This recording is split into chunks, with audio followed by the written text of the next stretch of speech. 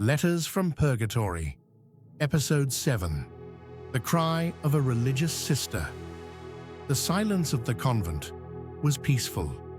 Candles flickered before the tabernacle, rosaries dangled from folded hands, and chants of the divine office rose each day like incense to heaven. Surely one would think the sisters who spent their lives here would walk straight into paradise. But then, something happened. A soul returned from beyond the grave. It was the soul of a nun, and she came not with joy, but with tears.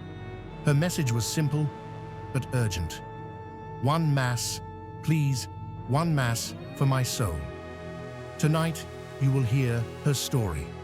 A reminder that no one, not even the consecrated, can take heaven for granted, and that the greatest treasure we can offer the departed is the holy sacrifice of the Mass. These are the letters from Purgatory. Main story: teaching the Apparition in the convent. Years after the death of Sister Magdalena, the convent, where she had lived faithfully, continued its rhythm of prayer. Her memory had faded into the quiet history of the community. But then, strange things began to happen. At night, faint footsteps echoed down the stone hallways when all the sisters were asleep. In the chapel, a candle would sometimes be found burning in the morning, though no one had lit it. And several sisters, while kneeling in prayer, felt a presence behind them. Sorrowful, pleading. Finally, one evening, as the novices prayed the rosary, one of them saw her, a shadowy figure, veiled and kneeling before the tabernacle. When she approached, the figure turned. It was Sister Magdalena, pale, sorrowful, her hands folded tightly in prayer, and in a voice trembling with both hope and despair, she whispered, "Please, one Mass for my soul."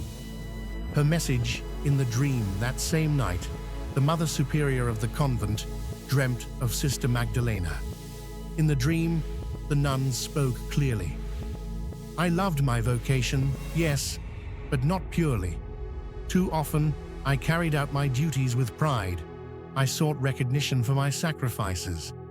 My prayers were many, but often distracted. I taught others holiness, but within me, there was hidden vanity. God's mercy has saved me. I am not lost, but His justice requires that I be purified. One Mass, offered with love, will release me from this prison of longing. Pray for me, Mother. Pray for me." The Superior awoke trembling. Immediately, she gathered the community.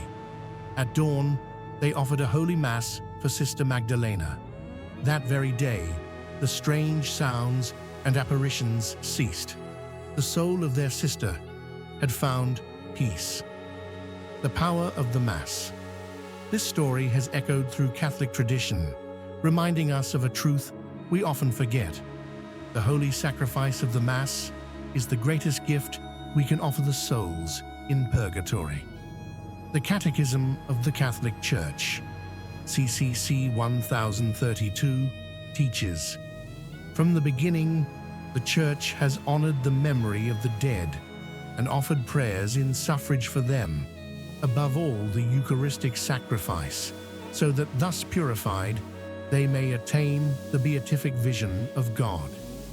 Saint Jerome once said, "If the apostles and martyrs, while still in the body, can pray for others, how much more will they do so after their crowns, victories, and triumphs? But it is the celebration of the Holy Mass that most helps the departed souls." Even St. John Chrysostom urged the faithful not to neglect this duty. Let us not hesitate to help those who have died and to offer our prayers for them, for the assistance we give them, though it may seem small, brings them great relief.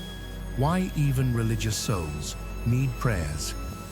But some may ask, how can a nun, a consecrated religious sister, need purgatory at all? Was she not holy? Here lies the mystery. Holiness is not measured by appearance, but by the heart. A nun may spend her life in prayer, yet still struggle with pride, hidden vanity, or tepidity in her love. These weaknesses do not damn the soul, but they must be purified before entering heaven. Saint Faustina once recorded in her diary that even a soul of a beloved priest appeared to her in need of prayer.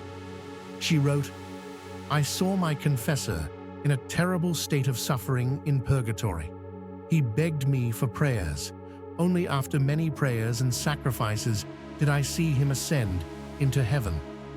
If priests and nuns who have given their lives to God still pass through purgatory, how much more should we, the laity, prepare ourselves with greater seriousness?